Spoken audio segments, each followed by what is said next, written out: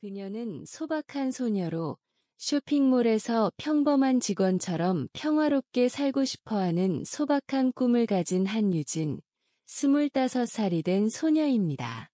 하지만 그녀의 마음 깊은 곳에는 아무도 모르는 비밀이 숨어 있고, 그 비밀은 마치 은밀히 타오르는 불꽃처럼 그녀 안에서 조용히 타오르며 언젠가 폭발할 날을 기다리고 있습니다. 그러던 어느 날, 운명이 뜻밖에도 그녀를 강타하며 비극적인 소용돌이 속으로 몰아넣었고, 단 한순간에 모든 것이 무너졌습니다. 유진은 갑자기 도둑이라는 낙인을 찍히게 되었고, 동료와 고객들의 차가운 시선에 의심받으며 마음 깊은 곳이 상처를 입었습니다. 그 비난의 시선 속에서 그녀는 어떻게 맞서고 이 폭풍우를 극복할 수 있을까요? 궁지에 몰린 한 영혼에게 탈출구가 있을까요? 그녀의 감동적인 여정을 함께 따라가 보세요. 이는 결코 놓쳐서는 안 될 이야기로 매 순간이 가혹한 시험의 장이 됩니다. 오늘 저희 채널은 여러분의 마음을 깊이 울리는 이야기를 다시 한번 선사합니다. 깊은 울림을 불러일으킵니다. 이 내용이 의미 있다고 느끼신다면 구독과 좋아요를 눌러주세요. 함께 응원해주셔서 저희가 계속해서 특별한 이야기를 전달할 수 있도록 해주세요. 여기에는 눈물과 미소 모두가 소중한 가치를 지닙니다. 그리고 이제 유진의 여정 속 놀라운 반전을 준비해보세요. 이는 앞으로 펼쳐질 극적인 여정입니다. 강남의 중심, 서울. 화려한 네온 불빛이 사치스러운 꿈처럼 비추는 곳에 한일 쇼핑몰이 웅장하게 우뚝 서 있습니다. 오후 6시가 조금 넘었을 때 퇴근하는 사람들이 분주히 움직이며 끊임없이 흐르는 강물처럼 보입니다. 지하 1층 식품구역에서 유진, 신입 계약직 직원은 매일처럼 조용히 선반을 정리하며 부지런히 일하고 있습니다. 26살인 그녀는 항상 검은색 심플한 제복을 입고 뒤로 단정히 묶은 머리와 화장기 없는 얼굴로 분주한 삶 속에서 고요한 그림처럼 보입니다. 그 얼굴은 무표정에 가까워 동료들이 속삭이며 수군대게 만들고 그들의 시선은 마치 그녀의 등에 작은 바늘처럼 박히는 듯합니다. 그 중에서 팀의 선배인 민서가 점심시간마다 다른 동료들과 자주 수군거렸는데 의심 어린 목소리로 말했습니다. 그녀는 항상 혼자 밥을 먹고 말이 적고 친절하지도 않네. 민서가 중얼거리며 그녀를 뜯어보는 눈초리를 보냈습니다. 뭔가 이상하지 않아. 한 동료가 동의하며 고개를 끄덕였고 호기심의 불씨에 기름을 더 붓는 듯했습니다. 하지만 일은 정말 열심히 해. 추가 근무도 불평 없이 하니까 다른 사람이 놀란 듯 말했습니다. 열심히 한다면 좋지만 그녀는 마치 로봇 같아. 좀 무섭네. 또 다른 말이 조용함을 깨며 들렸습니다. 그런 말들을 들어도 유진은 감정을 전혀 드러내지 않았고 마치 마음을 가리는 보이지 않는 벽처럼 조용히 일에 집중하며 그곳이 그녀의 유일한 피난처인 양 행동했습니다. 그날도 마찬가지로 모두가 떠난 후에도 그녀는 남아서 다음 날을 위한 상품 준비에 몰두했습니다. 마음속으로 그녀는 이렇게 다짐했습니다. 6개월만 더 참으면 계약이 끝날 때쯤이면 내 손으로 살아갈 수 있을 거야. 이는 유진이 간직한 은밀한 비밀이었고 누구도 상상하지 못한 사실입니다. 사실 유진은 한일그룹의 명예회장 한영석의 손녀이며 그가 어렵게 시작해 이룬 제국의 창립자입니다. 그는 한때 가난한 노동자였지만 스스로 이 거대한 기반을 쌓았지만 유진에게 있어 부유한 가정은 오히려 부담일 뿐이었습니다. 그녀는 누구에게도 심지어 본사 15층에서 부장으로 일하는 사촌 언니 한미영에게도 그 신분을 밝히지 않았습니다. 미영은 자신감 넘치는 태도와 고급스러운 외모로 가끔 식품구역에 쇼핑을 하러 오곤 했지만 유진은 항상 그녀를 피해 다니며 발각되지 않도록 했습니다. 그녀는 가문의 시선으로 평가받고 싶지 않았고 단지 평범한 사람처럼 살고 싶을 뿐이었습니다. 어느 날 오후 항상 부드러운 태도를 보이는 관리자 김 씨가 그녀에게 물었습니다. 유진, 또 야근이야? 네, 내일 준비할 새 상품을 정리하고 있어요. 그녀가 부드럽게 대답하며 차분하지만 따뜻한 목소리를 냈습니다. 고마워. 하지만 너무 무리하지 마. 계약직이라도 그렇게까지 할 필요는 없어. 관리자 김 씨가 걱정스러운 눈빛으로 충고했습니다. 유진은 고개만 살짝 끄덕였을 뿐, 더 말하지 않았습니다. 그녀가 이렇게 열심히 하는 이유는 스스로 삶의 방식을 배우고 싶었기 때문이며, 태어날 때부터 정해진 삶에 의존하지 않으려는 의지였습니다.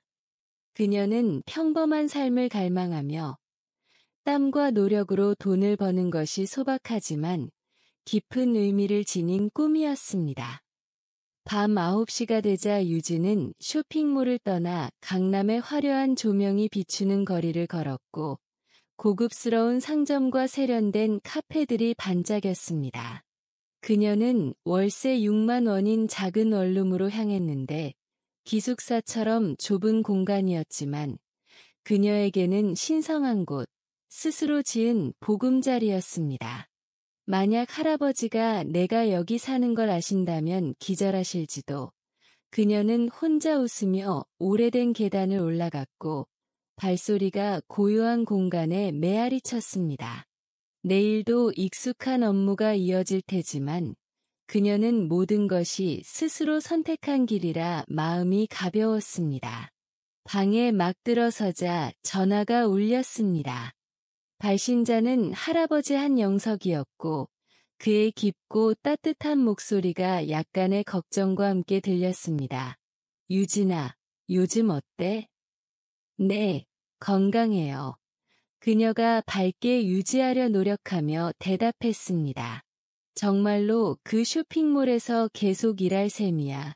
그가 물었고 그녀를 부유한 삶으로 끌어들이려는 듯한 목소리였습니다. 원한다면 언제든 그만둘 수 있어.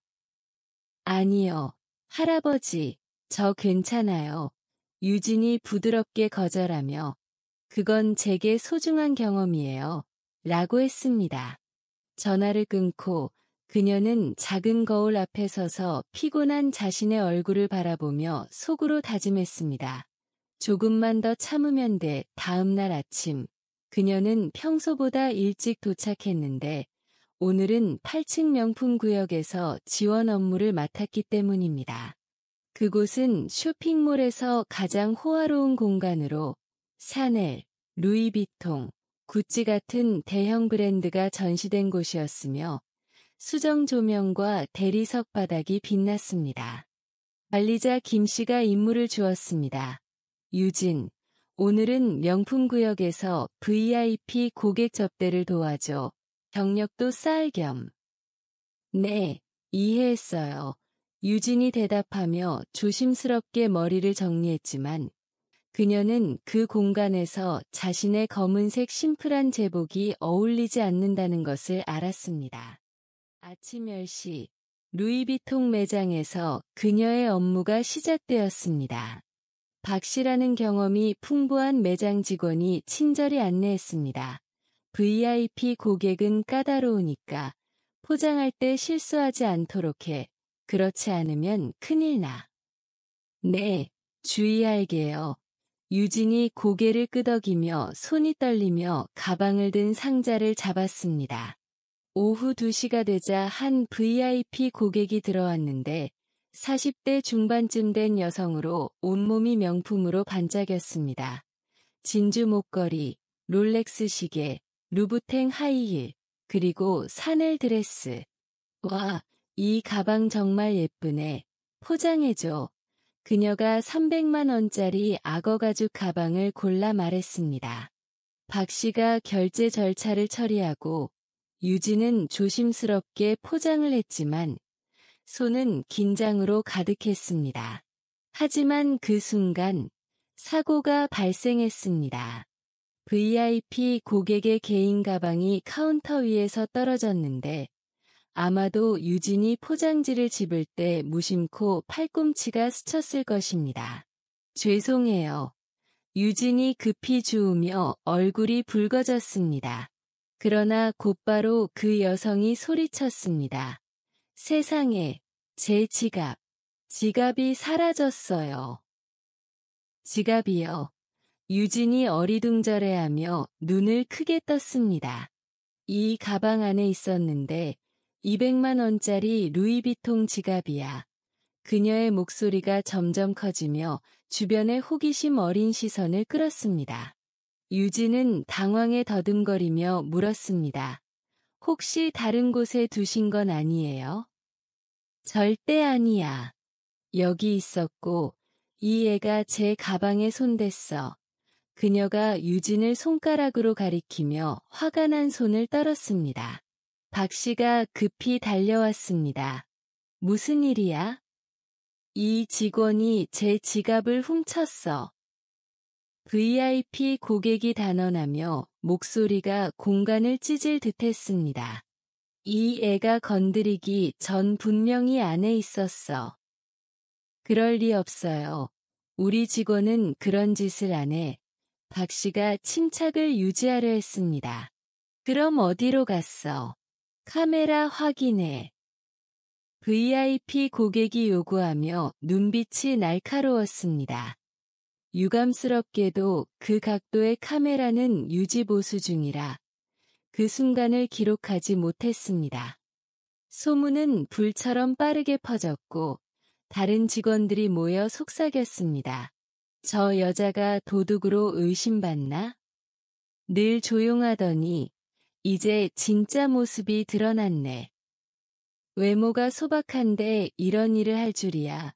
유진은 떨리며 이런 상황에 처할 줄은 꿈에도 몰랐고 심장이 조여오는 느낌이었습니다. 심지어 이전에 친했던 민서조차 고개를 돌려 동료와 속삭였습니다. 설마 유진이 진짜 한 거야. 요즘 계약직은 힘들잖아. 돈이 필요했나.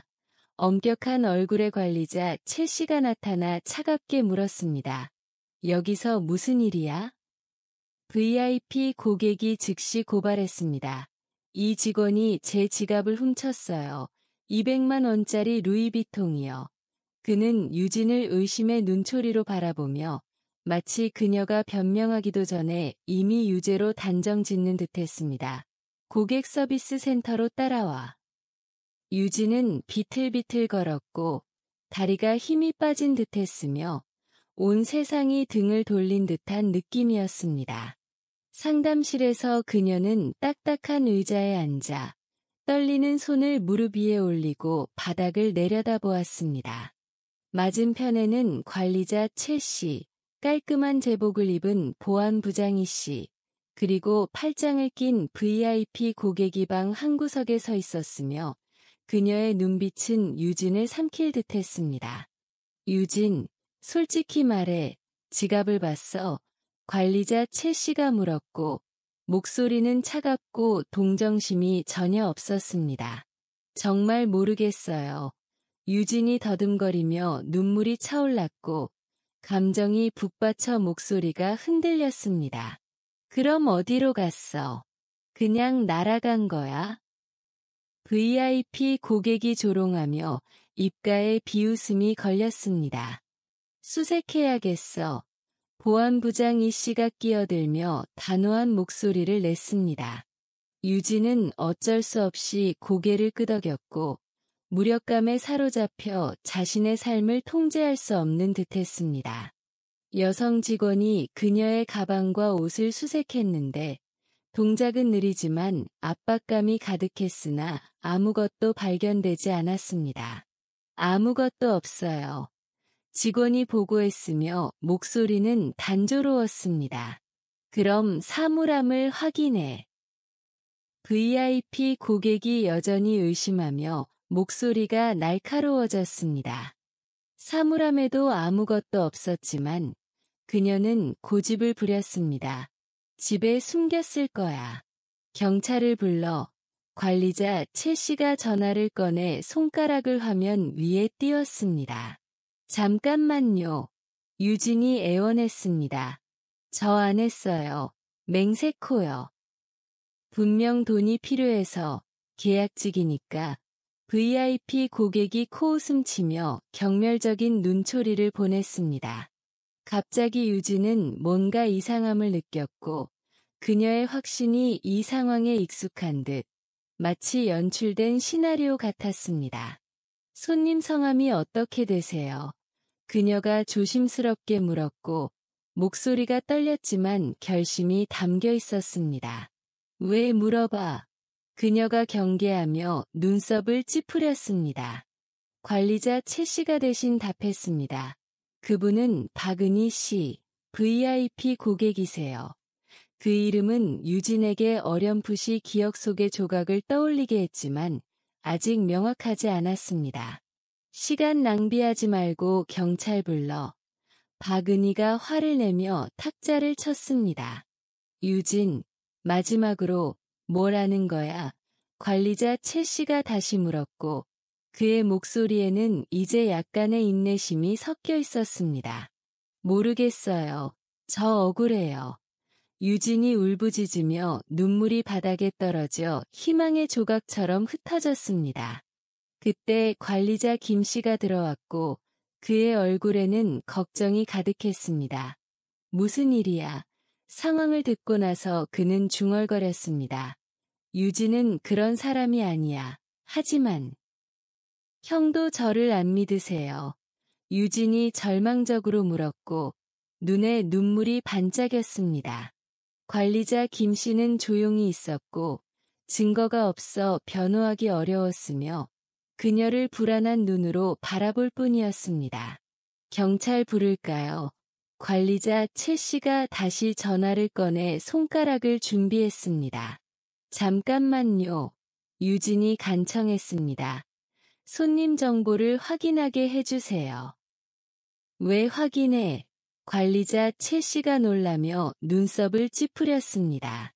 뭔가 이상해요. 그녀가 너무 확신하는 것 같아요. 유진이 설명하며 이제는 더 단호한 목소리를 냈습니다. 박은희가 화를 냈습니다. 내가 의심받고 있다는 거야. 그녀가 소리쳤고 얼굴이 붉어졌습니다. 제지당했지만 유진은 노력했고 놀랍게도 탁자 위에서 박은희의 민원 기록을 발견했습니다. 그 안에는 그녀가 한정우 회장의 두 번째 아내이며 지난 한 해 동안 5번 민원을 제기했으며 모두 직원 절도 혐의였으나 명확한 증거가 없었습니다. 진실이 점차 드러났고 어둠 속에서 빛처럼 보였지만 유진이 이 억울한 소용돌이에서 벗어날 수 있을까요? 그녀의 싸움은 이제 막 시작되었고 의심의 시선이 여전히 그녀를 따라다니며 가족의 비밀이 드러날 기미를 보였습니다. 함께 지켜봐 주세요. 유진이 어떻게 일어설지, 의심받던 소녀가 어떻게 강인함과 정의의 상징이 될지 기대됩니다. 이후 며칠간 그녀의 어깨에 무거운 부담이 실렸습니다. 소문은 쇼핑몰 전체에 퍼졌고 지하부터 최상층까지 심지어 단골 고객들까지 그녀를 조심스러운 눈초리로 바라봤습니다. 이전에 약간 친했던 민서조차 멀리하며 연루될까 두려워했습니다. 하지만 그 폭풍 속에서 한 사람이 그녀 편에 섰습니다. 관리자 김 씨입니다. 그는 조용히 조사하며 기록을 뒤지며 박은희가 다른 쇼핑몰에서도 비슷한 행동으로 경찰에 소환된 적이 있음을 발견했지만 기소할 증거가 부족했다고 밝혔습니다. 유진, 참아줘. 그가 부드럽게 말하며 내가 이 일을 밝혀줄게. 유진은 고개를 끄덕였고 눈물이 흘렀지만 이번에는 희망의 눈물. 그날 밤 그녀는 작은 원룸에서 할아버지와의 통화를 다시 열었습니다. 할아버지, 저 곤경에 빠졌어요. 그녀가 울며 모든 이야기를 털어놓았습니다. 한영석은 잠시 침묵한 후 말했습니다. 혼자 감당할 필요 없어. 원한다면 내가 개입할게. 하지만 유진은 전화 너머로 고개를 저었습니다. 아니요. 제가 직접 해결하고 싶어요. 제가 할아버지 손녀이라는 걸 알리고 싶지 않아요. 그는 한숨을 쉬었지만 그녀의 결정을 존중했습니다. 다음 날 아침, 유진은 새로운 정신으로 쇼핑몰에 도착했습니다. 그녀는 박은희와 다시 맞서기로 결심하고 관리자 김 씨가 제공한 서류를 들고 갔습니다. 상담실에서 관리자 최 씨와 보안부장 이 씨가 지켜보는 가운데 유진이 증거를 내밀며 말했습니다. 박 부인, 다른 매장에서의 민원 기록을 찾았어요.